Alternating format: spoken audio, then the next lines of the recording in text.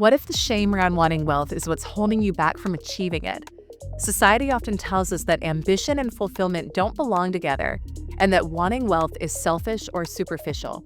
But what if that voice inside of you, the one that longs for something greater, is actually leading you toward your true purpose?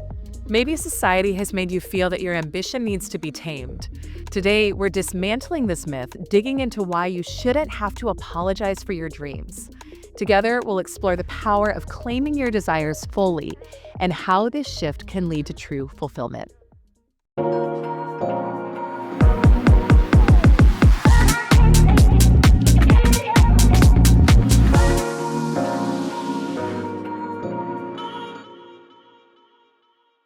Welcome to Superhuman Selling. I am so excited to dive in today into the power of money and why it is time for you to stop apologizing for wanting to be rich and wanting to have more. And I love this topic. If you caught episode 1, we talked about the 4 quadrants of quantum sales growth. If you didn't catch it, go back and watch it.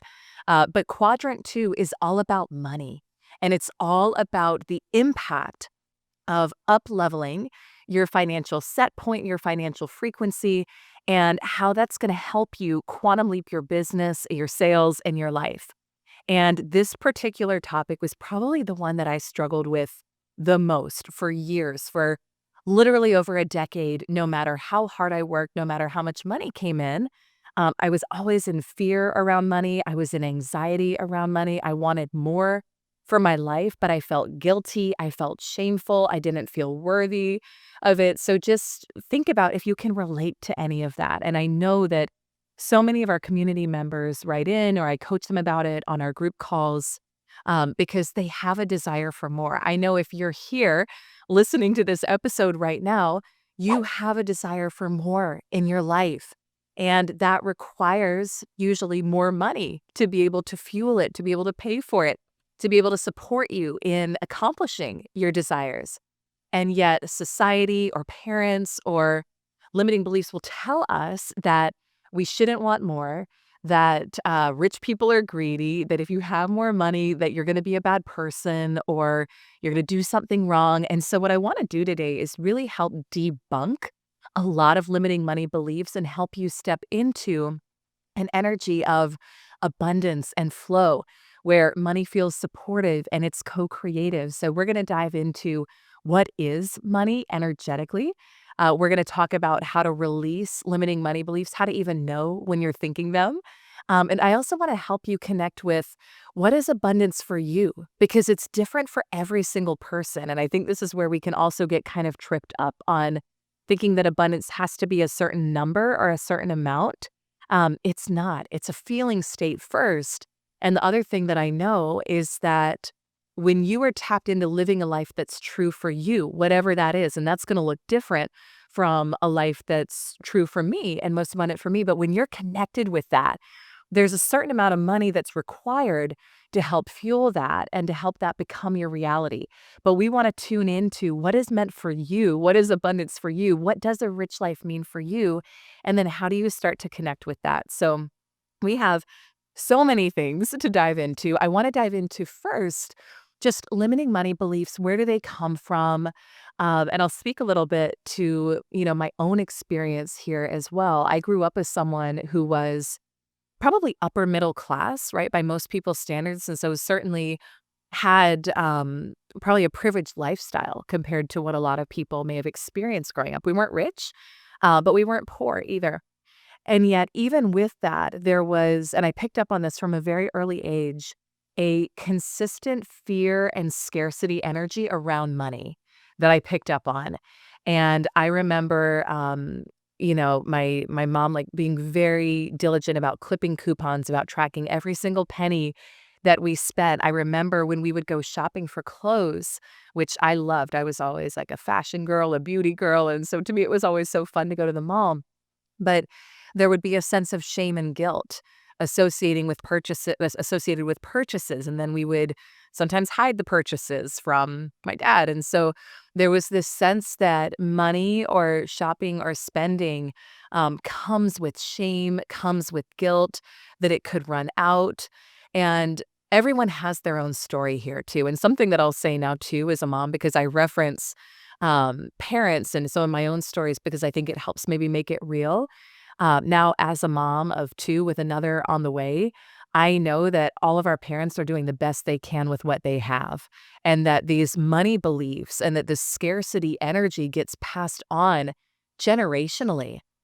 My parents' came up during wartime when money was literally scarce and when people were having to save and conserve. And so these things get passed on generationally. They get passed on in our DNA. Even there's science and evidence around epigenetics and showing that the limiting money beliefs that your grandparents or great grandparents or beyond had and those survival mechanisms, they get passed down. And so growing up, when I started to work for myself and I got into corporate, and then as an entrepreneur, I always wondered, why am I in such fear about money? Why am I worried that it's going to go away? Why am I worried that I'm doing something wrong with it? Why am I feeling shame and guilt around it? So a lot of these things can be from our lived experience. They can be things that we were taught growing up, and they can also be from generations before you that you're not even aware of.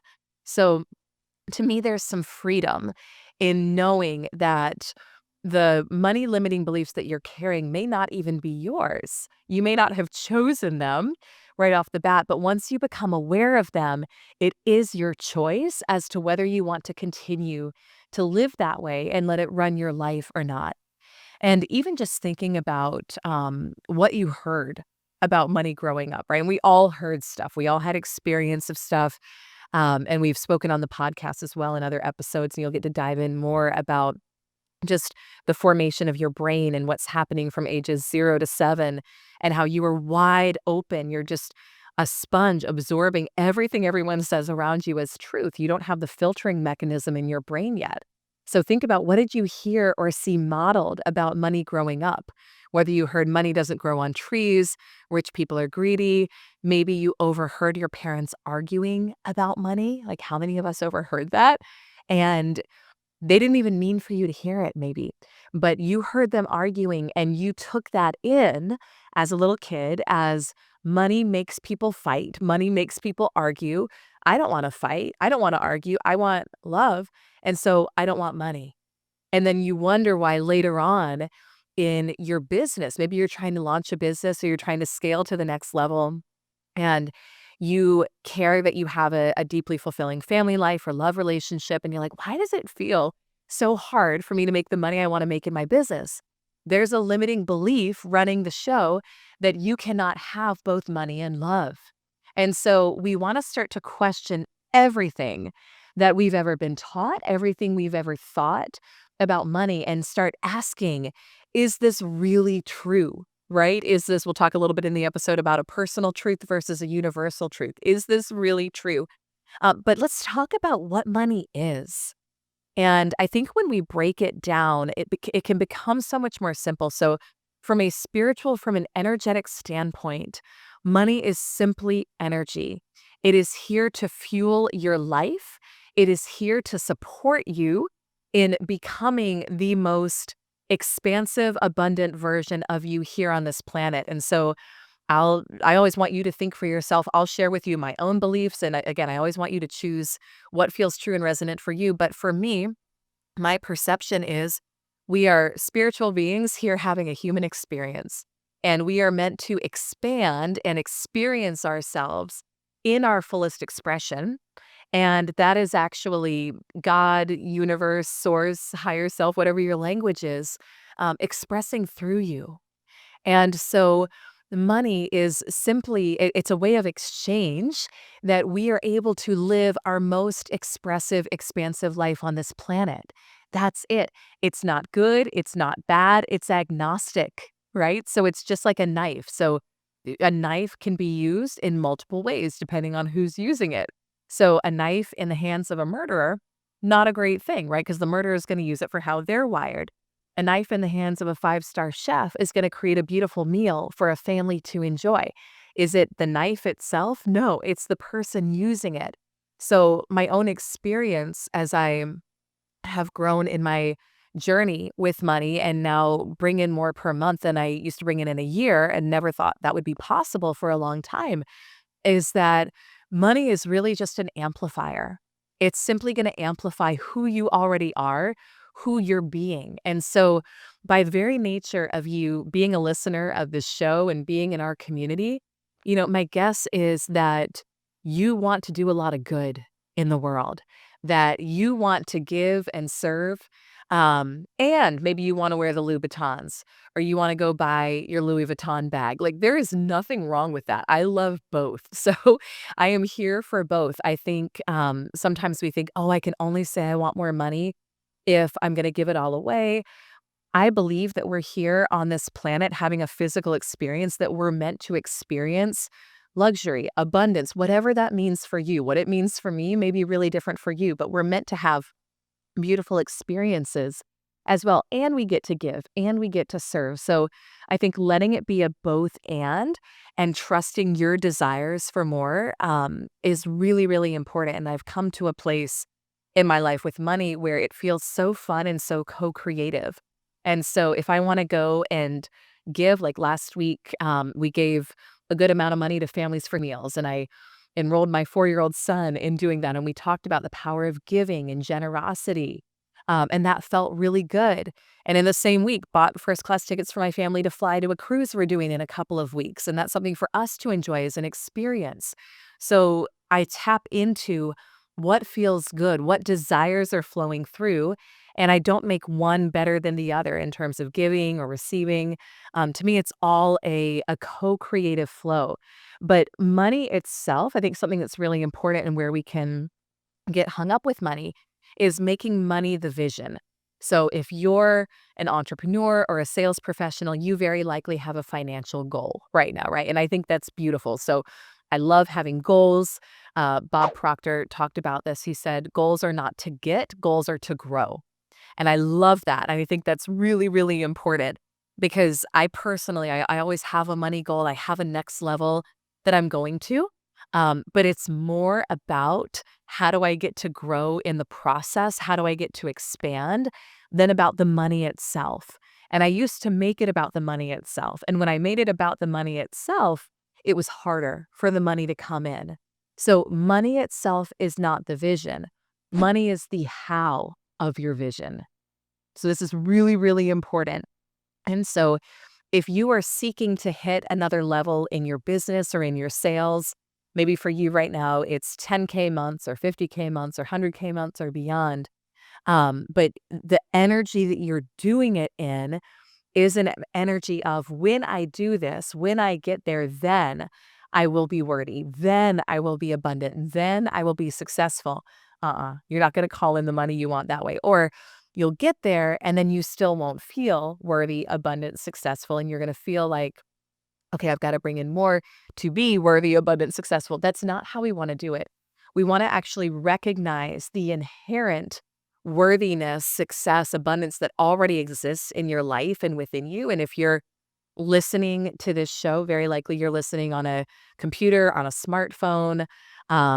You probably have a car you're driving around. Maybe you're not where you want to be in business, but you've got a business or you've got a career or you're between careers and you're finding a new one.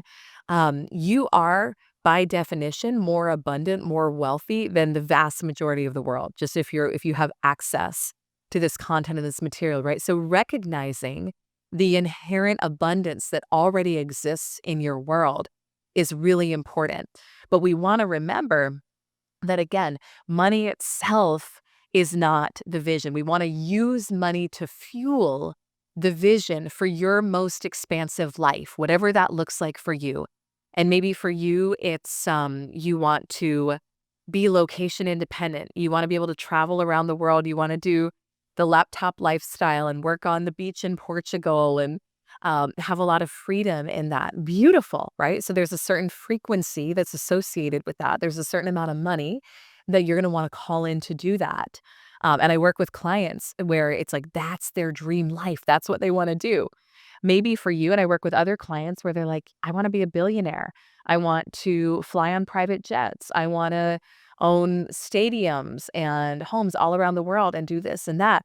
And it's like beautiful, right? I think everyone comes here on this planet with different dharma and with different lives that express that fullness of who we are.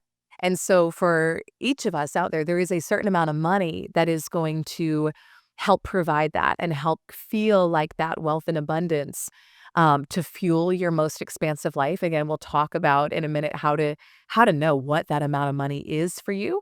But it's there and it exists.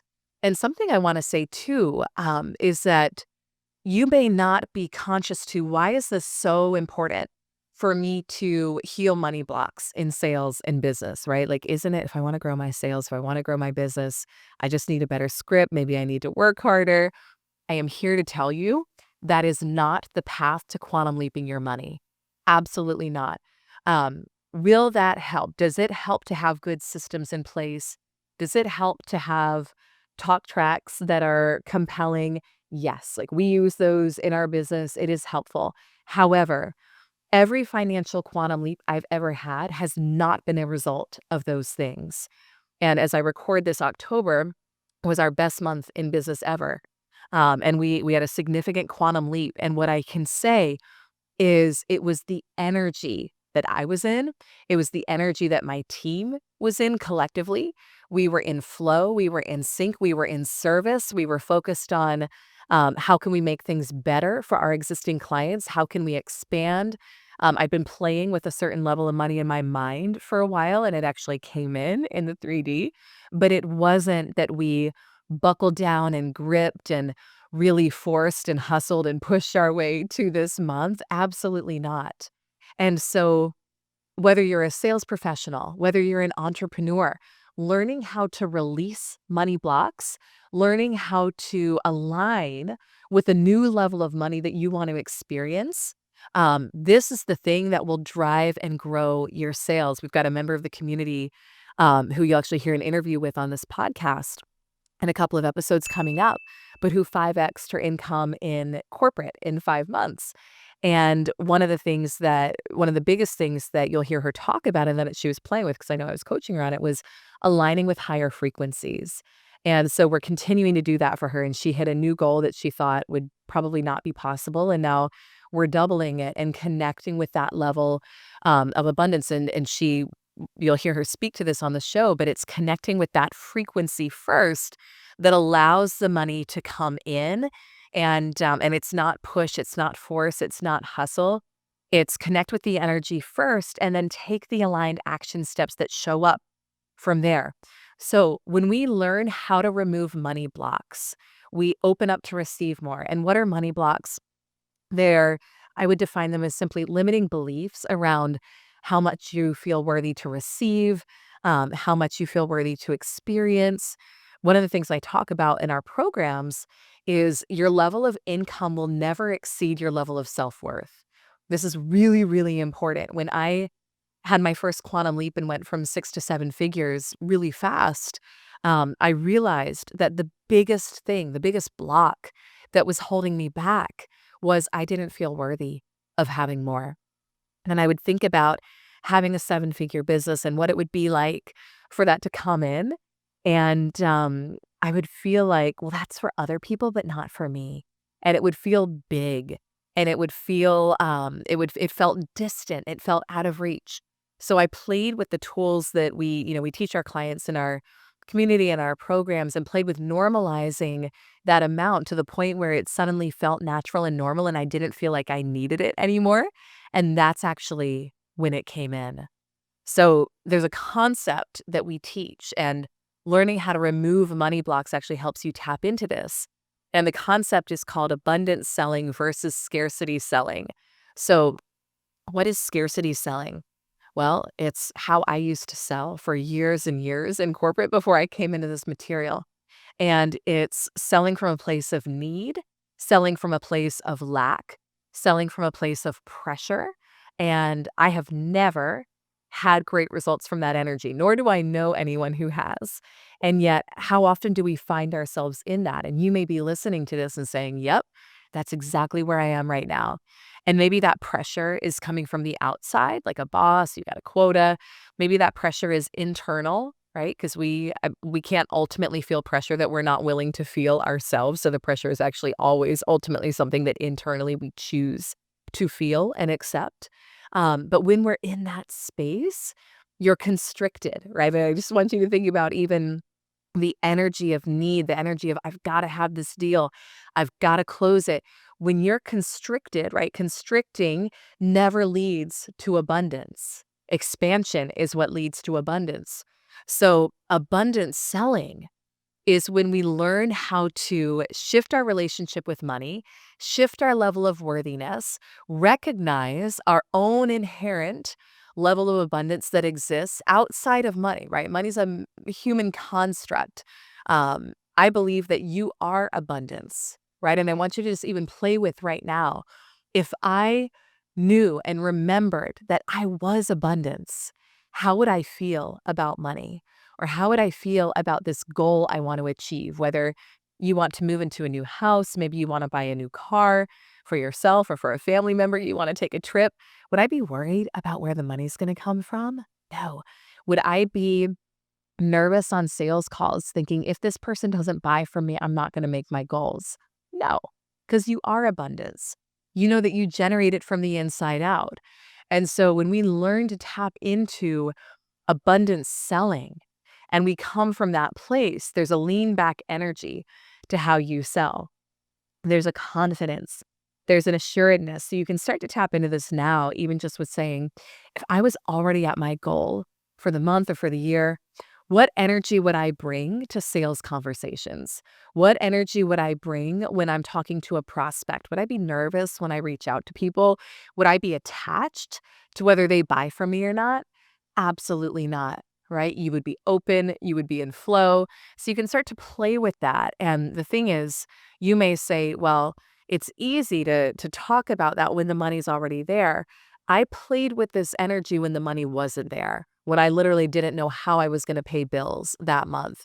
I tapped into the energy of abundance. I played with how would I show up on this call if I knew that my goals were absolutely guaranteed, if I knew that all the money in the world existed, if I thought of money just like breath, right? I'm not freaking out or thinking about where is my next breath going to come from. I'm not feeling guilty when I exhale, thinking, oh no, I just let go of my last breath. Is another one going to come in? No, that's the energy. That's the vibe of abundance selling. And that's what's going to allow you to sell with more confidence, more ease, and to have more clients flowing in as well. So if we want to remove money blocks, right, there's a lot of processes behind this. I don't think there's just one way to do it, but I'll share with you some of my favorite things to do. One is just how do you become aware when you're thinking a limiting belief, when you're thinking a negative thought about money, which is really what a money block is. You have a negative feeling in your body. That's it. That mind body connection is so powerful. So start to notice your feeling state in your body and start to notice when you think about paying your bills, are you feeling grateful and excited or are you feeling nervous and worried? When you want to invest in something, maybe you want to invest in coaching with us, maybe you want to buy a house, maybe you want to go on a trip, right? What are the thoughts that run through your head and what's the feeling state you have in your body? So our body is such a beautiful tool because it'll tell us when we are thinking a limiting belief, right? And a limiting belief is at its very core, it's a lie. It's something you bought into. Maybe you bought into the belief that you're not worthy. Maybe you bought into the belief that money is hard to make. But is it really true? Again, there's a difference between a universal truth and a personal truth. So a universal truth is something that's true for everyone across the planet, no matter what. Example is the law of gravity, right? We all have to play by it. It doesn't matter where you are on the planet, what skin color you are, what location you're in, how much money you have, we all play by it. A personal truth is something that you've accepted as your truth. Someone said it to you maybe a long time ago. You noticed your parents again having a hard time with money, and you built a belief that money is hard to come by. If that's your belief, then that will be your experience. But is it true for everyone on the planet? Absolutely not. Earlier this year, I flew out to California and got to work with a billionaire client. And it was a really beautiful experience. And just being in that level of energy and that level of abundance, it's another level. It was really, really fun. But I think this is such a fun example because a lot of people may think, $1 million is hard to make, right? Think about just whatever the amount is for you that you can't imagine making more than that. Maybe it's $100,000, maybe it's $1 million, maybe it's $10 million, maybe it's more. But what's the amount right now that when you think about it, you would say that's hard to make? All right. Now, is that universally true? So, working with this client, I found out that he makes 20 to $40 million a day in his business. So, I want you to think about for him, does he think it's hard to make $1 million? He's like, "I did that this hour," right? What's different? This individual grew up, in poverty, had a lot of challenges growing up, certainly didn't come in to money. What's different? His consciousness, his psyche. It's not a universal truth that $1 million is hard to make. So we wanna start to borrow the belief systems of other people who are operating at the level that we want to operate at, who have the level of money and abundance coming in that we want to experience. And we want to start to play with and normalize that amount. And we'll talk in more episodes about how to normalize the amount of money that you want to experience. We go way deeper into it in our coaching programs, in our 10K club, and my mastermind. But that's really, really important. You will always make the amount of money that feels natural for you. So if you want to ascend to another level, we got to start to naturalize and normalize the amount that you want to experience. And then the final thing, I'd say maybe two final things that I want to speak to you about on this episode today. One is, how do you know what amount of money is going to be abundance for you? And I think this is really important because we can get caught up in comparison.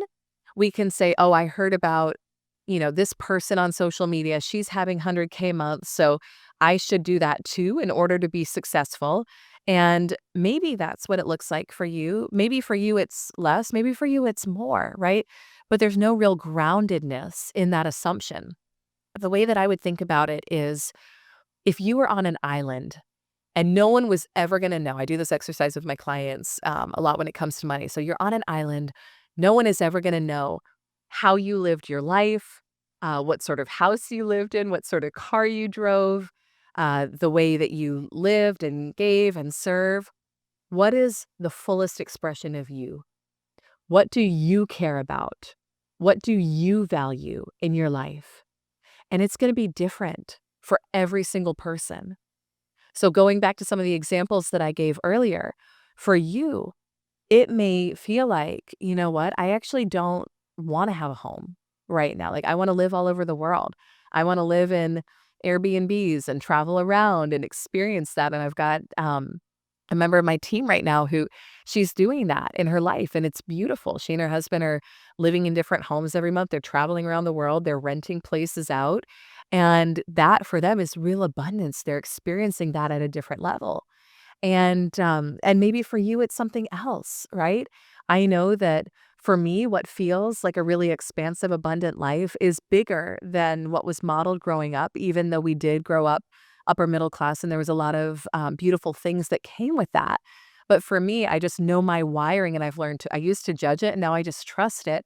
I love things at a nice level. I love luxury. I love higher level things than I grew up experiencing. And I used to question that and I used to doubt that and I used to feel shame around that. And then I really started to tap into, and this is the final concept I want to teach you here today, the fact that your desires are green lights. And so my belief, I used to judge my desires. I used to make myself wrong for them. My belief and my knowing now is that whatever that desire is flowing through you, that is God, universe, source wanting to express through you to help you be that fullest expression of you. And if you break down the word desire, desire actually literally means of the Father. So whatever your spiritual background, whatever your religious upbringing is, when we can start to see our desires as something that it's leading you to something better for you and for other people. And we start to view them as green lights, whether you have a desire for a new home, you have a desire to launch a business, you have a desire to invest in a program, follow it, trust it. And we have to learn to trust ourselves. Again, this is something really, really big. And this is actually the core message of our brand, even though obviously there's a lot about sales that we teach. But the core message of what I want to impart on you is to trust yourself, to trust your desire for more. And you can do this by checking your receipts. We talk about this some in our mastermind, and we had a performer named Tony Jones come in and be a guest mentor for our group maybe a year or so ago, and she talked about checking your receipts. So I want you to look back on every time in your life when you trusted your desire for more, when you said yes, when you went for it, even if you didn't know the how, even if it felt scary, even if it felt butt clenching, but you went for it. And what happened on the other side of trusting yourself, right? Maybe you invested in yourself in a way that felt uncomfortable. Maybe you bought the home and you're like, I don't know how we're going to pay for this. And now you're living in it. You're like, okay, not a big deal. And if you've ever gone for something and you don't feel like it's worked itself out yet, or you don't feel like it itself out the way that you wanted it to, it just hasn't played itself full out yet. You got to give it more time. But your desires are green lights, and they're also double blessings. So you going for more in your life, you having more money, you having more abundance, that is the way to live your fullest expression in the world. That is the way to give more. That is the way to serve. I want to close with this analogy. Abraham Hicks uses this analogy around health and ties it in with money. And I think it's so beautiful because a lot of times we have a fear or a limiting belief that if I have more money, there's less for other people. And I say, well, we wouldn't say that about health, right? You wouldn't say, I can't be healthy because then so and so can't also be healthy. Then my brother can't be healthy. Then my partner can't be healthy. It doesn't work that way. It's the same with money. You allowing yourself to have the amount of money that you desire, to let it be the how of your vision, not the vision itself, but the how of your vision, to let it flow freely in your life, to circulate freely. That is how you give at your highest level in the world. That is how you serve at the highest level. That's how you live out that fullest expression of you. And so I want you to trust that. I want you to trust the desires that flow through and to know that you are meant to be rich, whatever rich means for you, right? And it's different for all of us, but you are meant to have more than enough. You are meant to live in abundance. And no matter where you are right now, financially, as you listen to this, no matter where your relationship with money is, you can shift it. You can shift it permanently, and you can make it one of the best relationships of your life. And when you do, everything will change. So with that, I so appreciate you tuning in to today's episode. If you would like help and support in this and you want to up your financial frequency, you want to create a beautiful co-creative relationship with money where it flows easily in your life and you feel supported and you're able to live your most expansive, abundant life, my team and I are here to help you. You can go to elisearcher.com/free call to hop on a call with a member of my team, and we'll talk about your goals, your vision, what you're looking to accomplish, and help you build a custom roadmap to get there. Until our next episode, I want to remind you to trust yourself on your path to success. Your desires are green lights, leading you and everyone around you to a brighter future.